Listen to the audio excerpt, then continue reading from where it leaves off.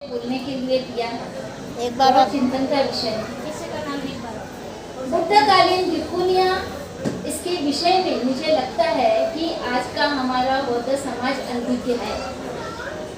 कैसे भिक्षुनी संघ बना और कैसे उसका विकास हुआ और स्त्रियां कैसे भिक्षुनी संघ की ओर आकर्षित हुई और भिक्षुनी बनने के बाद उन्होंने क्या सीखा, क्या काम किया, ये बहुत महत्वपूर्ण है। यदि आप ये जान जाते हैं तो आज की भिक्षुनियों की तुलना उससे कर सकेंगे। आपको समझ जाएगा कि वास्तव में आदर्श भिक्षुनी कैसी होनी चाहिए। ये समझना जरूरी है क्योंकि वो समाज में आपके लिए एक आदर्श का काम कर रहे हैं, आप उनका अनुकरण कर सकते हैं। अब ये स्त्री की समस्या बोले तो मैं उसको 3 कैटेगरी में डिवाइड करूंगी, 3 वर्गीकरण। जो भी समस्याएं हैं स्त्रियों से संबंधित वो इसलिए है क्योंकि स्त्री खुद अपने बारे में नहीं जानती, स्त्री अपने अस्तित्व के बारे में अनजान है कि मैं कुछ हूं।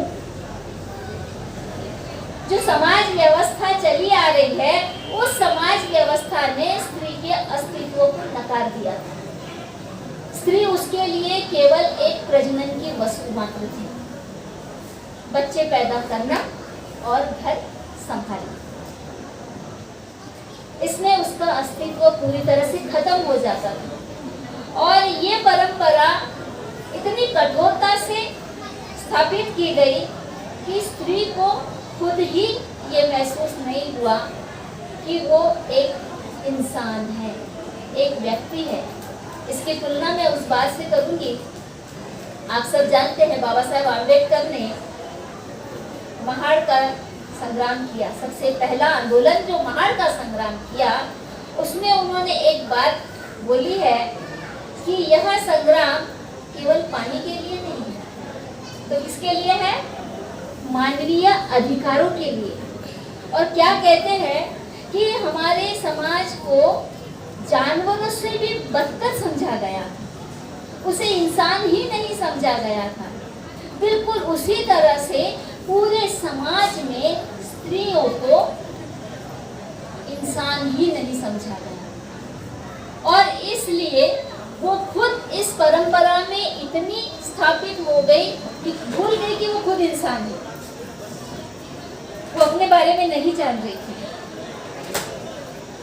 लेकिन पहली बार जब तथागत बुद्ध ने भिक्षु संघ का निर्माण किया और उस संघ के माध्यम से अपनी शिक्षाओं का प्रचार प्रसार करना शुरू किया, उस समय महाप्रजापति गौतमी जो तथागत बुद्ध की माता थी, उनके मन में ये उत्पन्न हुआ कि बुद्ध की शिक्षा का अधिकार क्या केवल पुरुषों को ही है? स्त्रियों को नहीं है ये अधिकार शिक्षा लेने का? उसे भी यह अधिकार मिलना चाहिए। और इसलिए उसने 500 महिलाओं को संगठित करके एक विद्रोह छेड़ दिया। उसने कपिलवस्तु से वैशाली तक पैदल यात्रा की, कासाई वस्त्र पहनकर, बाल मुंडाकर। ये बहुत बड़ा क्रांतिकारी कदम था उसका और उसने भिक्षुनी संघ की शुरुआत की वहां से। उसके बाद में हम देखते हैं कि जितनी भी भिक्षुनियां आई, उन भिक्षुनियों ने, आपने ग्रंथ का नाम सुना है थेरी गाथा, थेरी गाथा नाम सुना है, सभी यहाँ पर अध्ययन करने वाले लोग हैं। उससे पता चलता है कि उन थेरियों ने या उन भिक्षुनियों ने अपने जीवन की गाथाओं को संक्षिप्त में लिखा है या बताया है। उससे पता चलता है कि समाज में उनकी क्या अवस्था थी और किस तरह से वो उससे बाहर निकल आए हैं, कैसे उन्होंने अपने आप को जाना, अपने आप को पहचाना, अपनी क्षमताओं और अपनी योग्यताओं को उन्होंने आविष्कृत किया। कई भिक्षुनियों ने अपनी ये बातें बताई है कि उसके घर में जो भांडे बर्तन हैं वो कैसे उसके दरिद्रता का प्रतीक था। उसका घर का पुरुष उसे समान दर्जा नहीं देता था, वो उसे अपमानित करता था। एक भिक्षुनी कहती है कि मेरा पति अपने छाते से भी मुझे तुच्छ समझता था, जो छाते बनाने का काम करता था, उस छाते को वो ज्यादा पसंद करता था पत्नी की अपेक्षा। यानी क्या साल हुआ उसका? कुछ भी नहीं। यानी उस समय की जो भिक्षुनियां है, वो जो भिक्षुनी संघ में आई है, तो एक तरह से समाज व्यवस्था को उन्होंने क्या कहेंगे छोड़ दिया या उससे बाहर निकल गई। वो जो उनके लिए चौकट दायरा जो बनाया गया था उसको तोड़ दिया, उन बेड़ियों को तोड़ दिया। वो भले ही कह रही हो कि समाज में उनका स्थान कुछ नहीं था, घर परिवार में उनका कुछ स्थान नहीं था, फिर भी वो शिकायत के टोन में नहीं बोल रही है। पता तो चल रहा है कि व्यवस्था कैसी थी, लेकिन वो जो अवसर उन्हें मिला बुद्ध के संग में आकर अपने आप को जानने का, वहाँ उन्हें पता चलता है कि वहाँ न केवल स्त्री है बल्कि वो एक इंसान भी है, वह एक व्यक्ति भी है, उसकी अपनी कुछ भावनाएं भी है।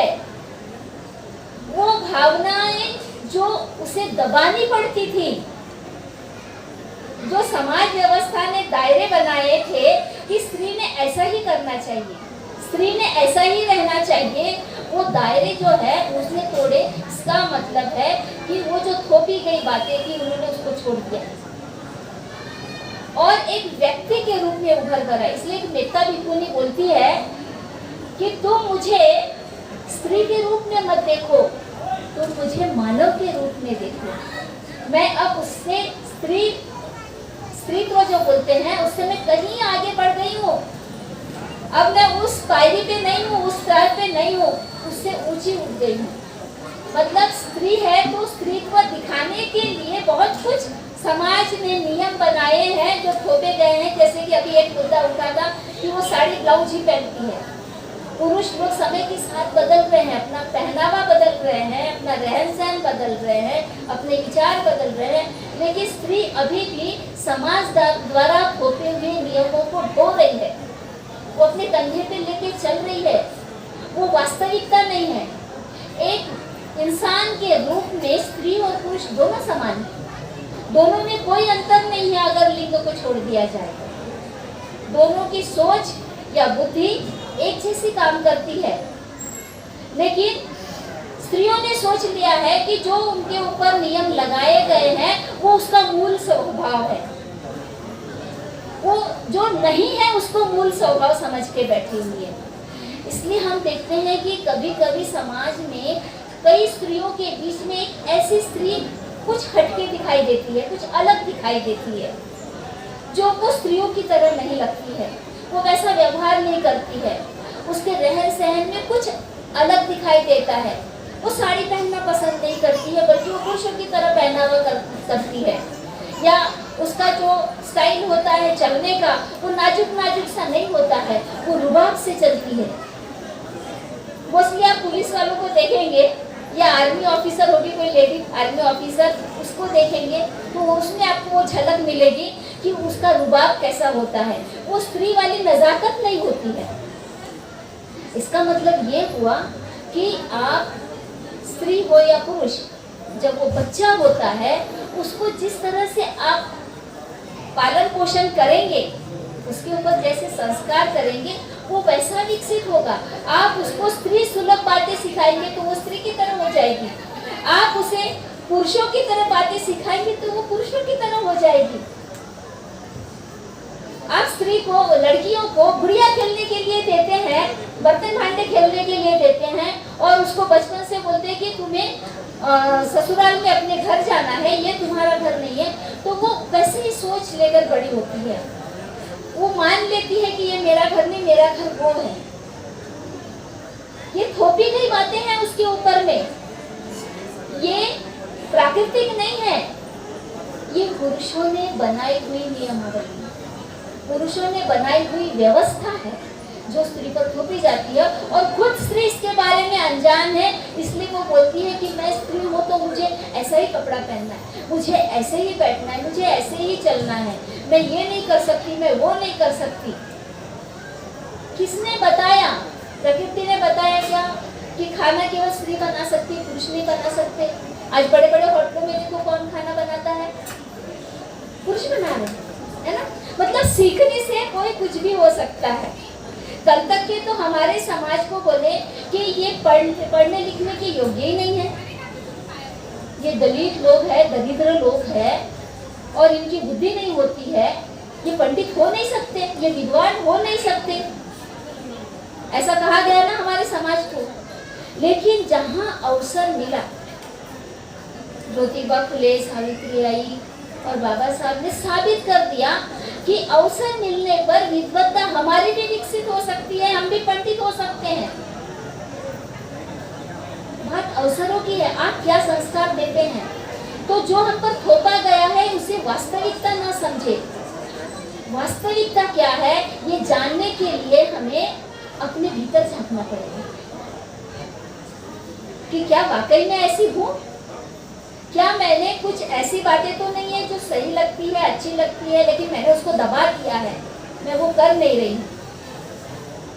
कुछ लड़कियों को समझ में आ जाता है तो वो बदलती भी है, वो करने लगती है। जैसे आम लोगों की ये सोच है कि बच्चा पैदा किए बिना स्त्री का कोई स्त्रीत्व ही नहीं है। हर स्त्री चाहती है बच्चा पैदा करना, बोलते मेरा स्त्रीत्व ही पूर्ण नहीं होगा। ये थोपा गया है, वो उसका मूल स्वभाव नहीं है। वो शारीरिक हो सकता है लेकिन मानसिक मूल स्वभाव नहीं है। और एकांत लड़की अगर बोलेगी कि मुझे बच्चा ही पैदा नहीं करना है, सारी महिलाएं उसके खिलाफ खड़ी हो जाएगी मोर्चा खोल के। अरे कैसी लड़की है, बच्चा ही पैदा नहीं करना चाहती है। सब उसको बार बार बोलते हैं, एक तो भी करना।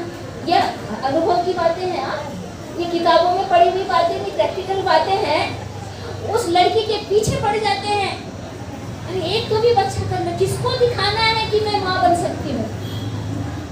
किसको दिखाना है? कौन से लोगों को दिखाना है? कुछ लोग डाउट करते हैं तो उनका डाउट क्लियर करना। मेरे पास में 2 तरह के उदाहरण है। एक लड़की है जो बच्चा पैदा नहीं करना चाहती क्योंकि वो समाज का कार्य करना चाहती है, सावित्रीबाई फुले की तरह, क्योंकि उसमें अटक जाएगी तो समाज के लिए नहीं कर पाएगी। जैसे बाबा साहब ने भी अपने 4 बच्चे खोए, अपने बच्चों की तरफ ध्यान देते तो समाज के लिए नहीं कर पाते, समाज की तरफ ध्यान दिया तो बच्चों के लिए नहीं कर पाए। लेकिन अभी नई पीढ़ी सीख ले रही है कि नहीं, बाबा साहब के बच्चे खो गए, वैसे हमें नहीं करना, हमको पैदा ही नहीं करना है, ताकि हम उस बंधन में ना अड़के। और एक है जिसको लोगों ने बोला अरे इतने साल हो गए तुमको अभी तक क्यों नहीं हुआ, वो डर गई, वो लोगों के ताने सुन नहीं सकी, झेल नहीं सकी और उसने कर लिया। अब बच्चा करने के बाद में बड़ी पछता रही है, काश मैं नहीं करती। बहुत असल उदाहरण दे रही हूँ। मुझसे कहती है कि पहले मैं जब घूमने जाती थी तो मेरे पर्स में मेकअप का सामान होता था, कंघी होती थी, लिपस्टिक होती थी, क्या क्या होता था जो आम महिलाएं रखती है। और अब मैं कहीं जाती हूँ तो मेरे पर्स में डायपर होता है, लंगोटियां होती है, टॉवेल होता है। मतलब वो उससे खुश नहीं है। उसने क्या किया, समाज के भय से वो जिम्मेदारी जबरदस्ती अपने ऊपर ओढ़ ली है। क्या ऐसा इंसान खुश रह सकता है? और जो खुद खुश नहीं वो दूसरे को खुशी दे सकता है? नहीं ना, नहीं दे सकता। हमको भी आजकल बोलते हैं अंजलि जी आपने बड़ा अच्छा किया चीवर लेके, अभी हम बहुत बूढ़े हो गए। कुछ जवान लोग भी बोलते हैं, हम बोलते अरे हमने बड़ा लेट कर दिया था, काश हमें पहले धम्म मिला होता ना, तो ना हम शादी करते ना बच्चा करते, हम बहुत पहले धम्म कार्य में लग जाते, लेट हो गया। क्योंकि जो कुछ भी समाज ने हमें दायरे दिए हैं, नियम हमारे ऊपर थोपे हैं, तो वो अनजाने में, अज्ञानता में हम समझ नहीं पाते हैं और समझते कि यही लड़कियों का काम है और वो करते चले जाते हैं।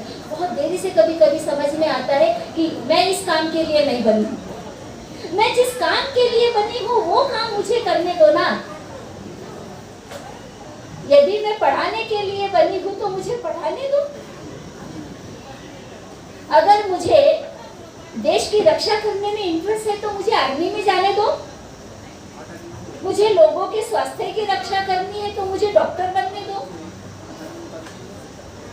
कितने क्षेत्र खुले हैं, लेकिन इन सारे क्षेत्रों से स्त्रियां दूर हैं, क्योंकि वो न खुद को जान रही है और समाज भी इसलिए ताने मारता है क्योंकि समाज भी नहीं जानता है कि असल में स्त्री का अस्तित्व क्या है।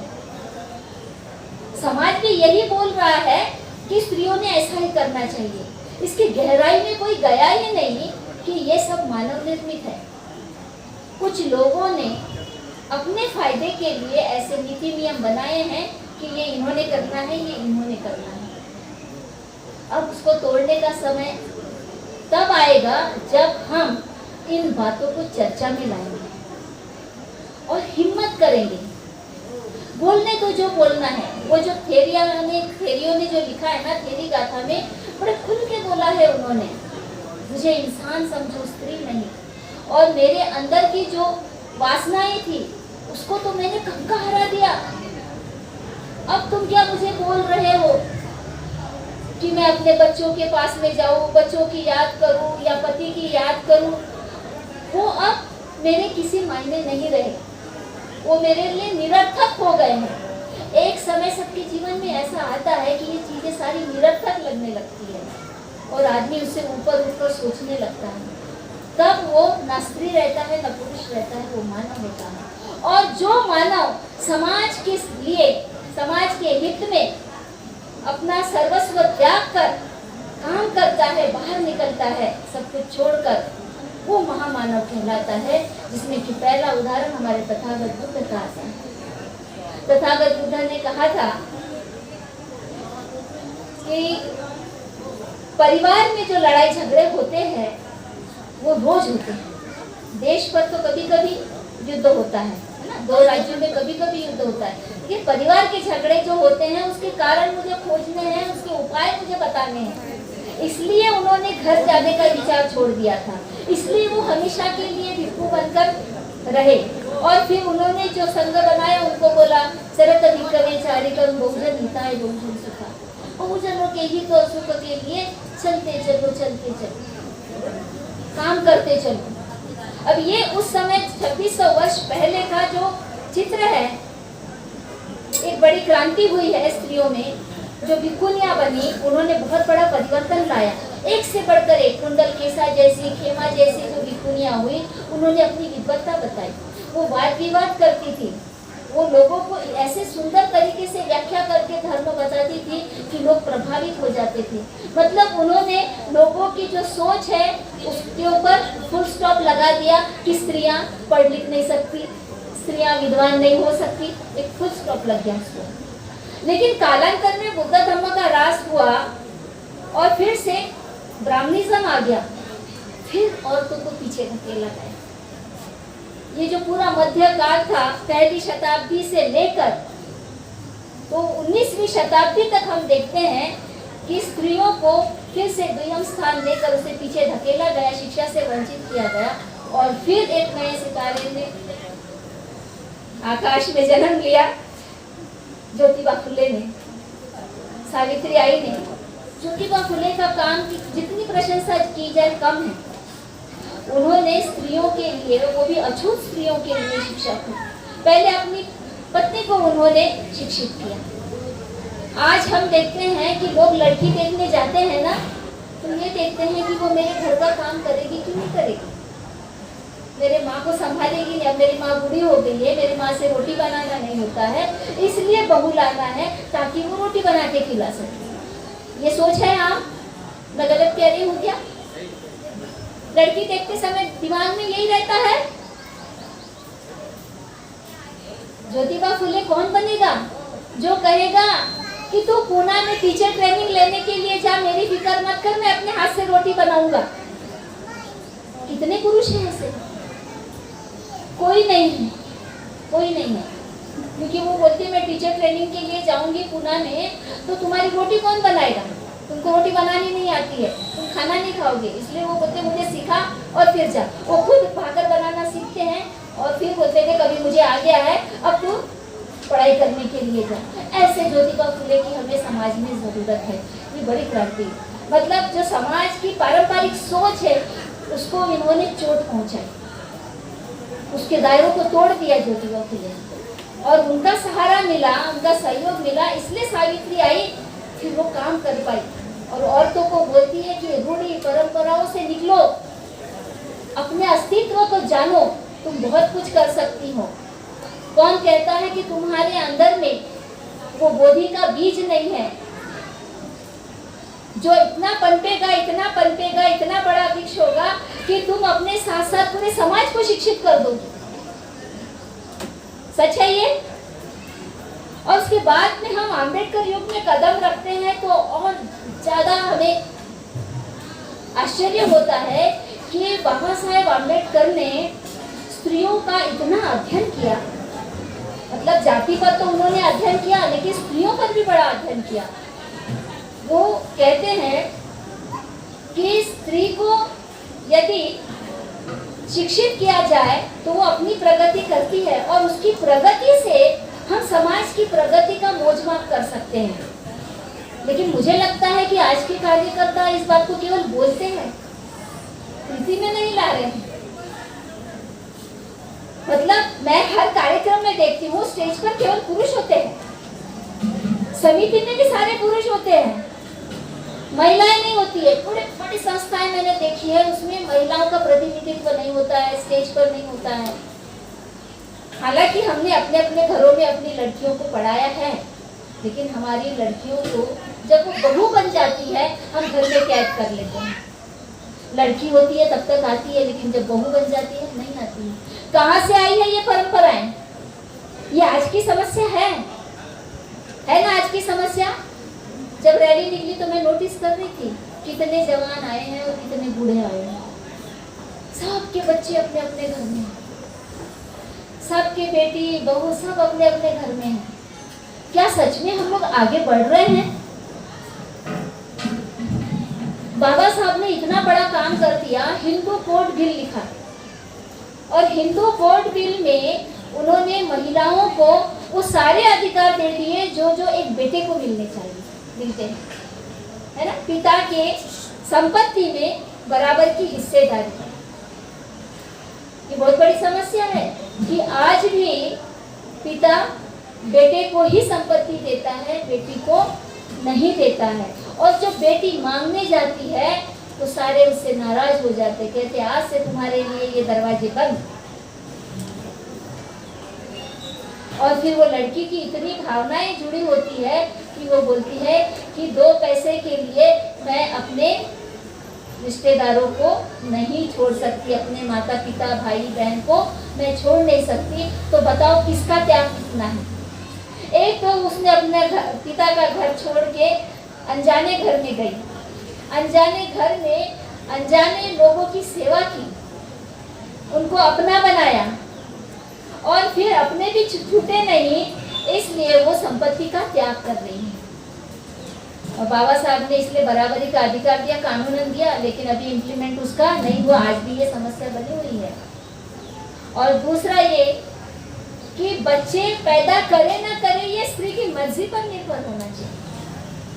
क्यों उससे जबरदस्ती? अभी हाल ही में एक केस हुई है, एक साथ 2 लड़कियां जुदा हो गई। ससुराल वाले बड़े नाखुश हैं।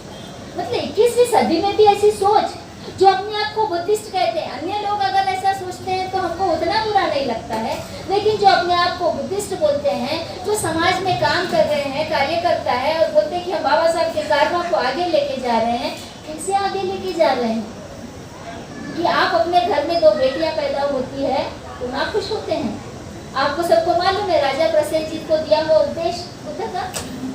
राजा प्रसेनजीत भी मुंह लटका लेते हैं बेटी के जन्म की खबर सुन के, तो वो समझाते थे कि बेटी भी रत्न है और उसमें भी सारी क्षमताएं योग्यताएं होती है। और हमारे देश में तो जो महिला क्या कहेंगे सुल्तान वगैरह, रजिया सुल्तान जैसे शासक हुए हैं और अच्छे शासन करके दिखाया है। और फिर आधुनिक युग में राष्ट्रपति और प्रधानमंत्री बन के भी दिखाया है। तो महिलाएं ही जब संधि मिलती है या अवसर मिलता है तो बहुत अच्छा काम करके दिखाती है, लेकिन अभी भी वो स्वीकार्य नहीं है। इसको बदलिए, समस्या है आज की।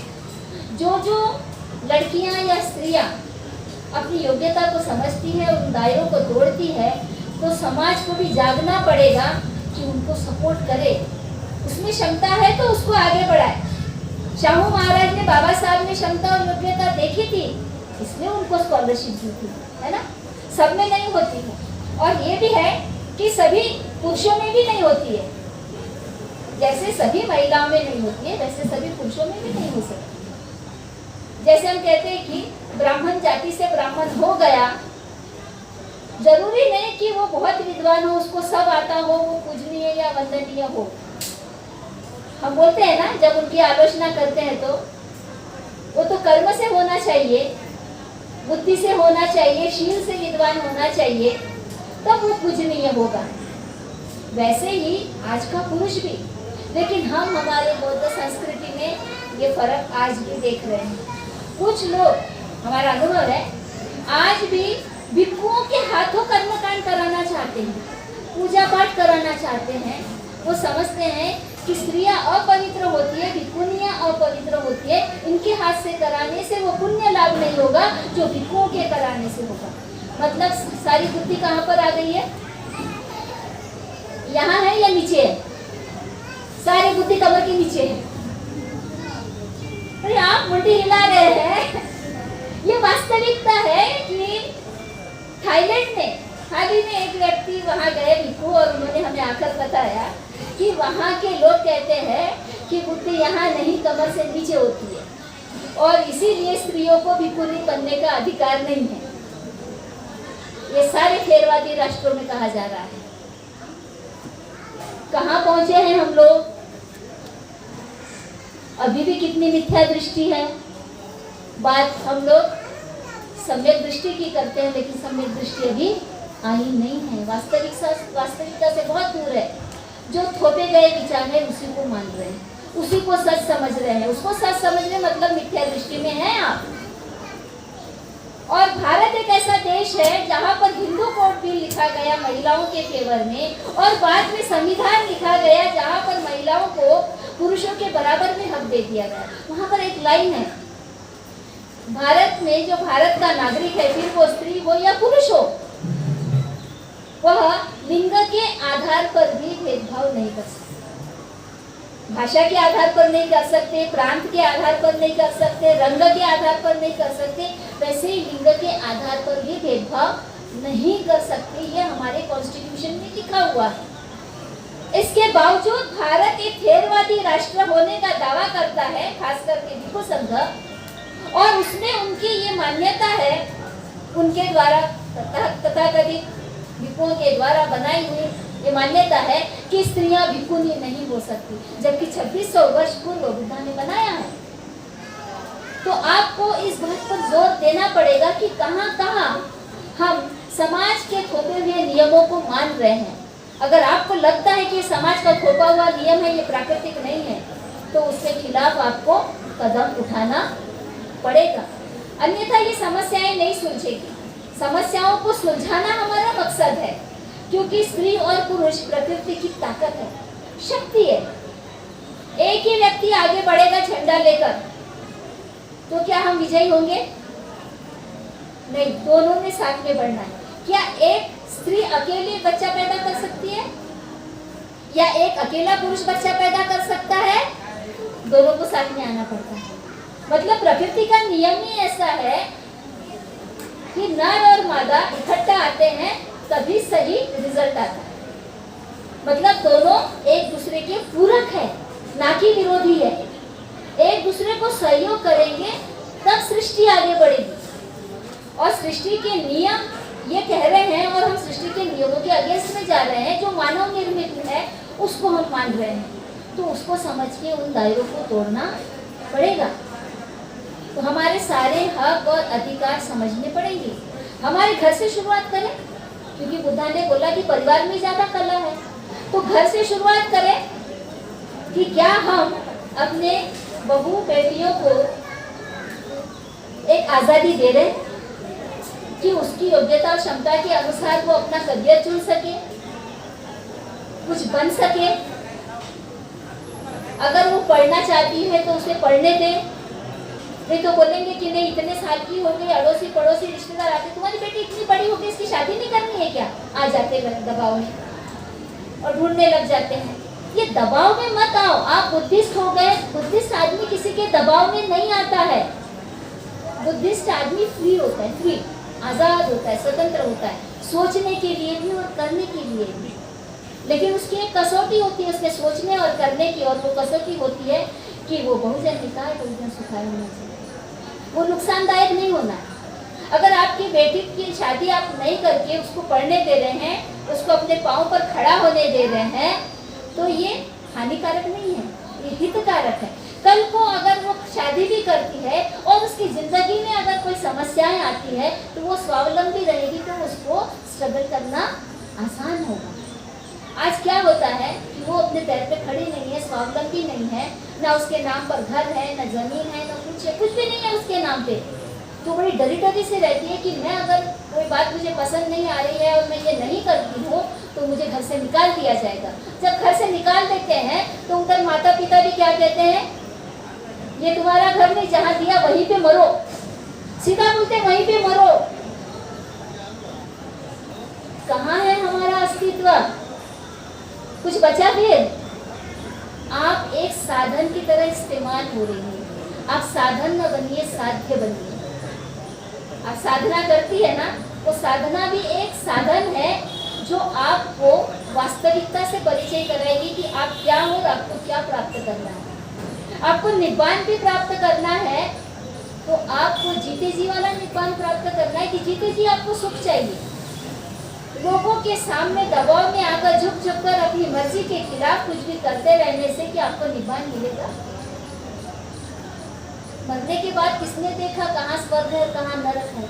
कोई आकर बताया है आपको कि मैंने बहुत अच्छे काम किए थे तो मैं स्वर्ग में आनंदित हूँ, मेरे चारों तरफ अप्सराएं डांस करती है और मुझे मदिरा पिलाती है?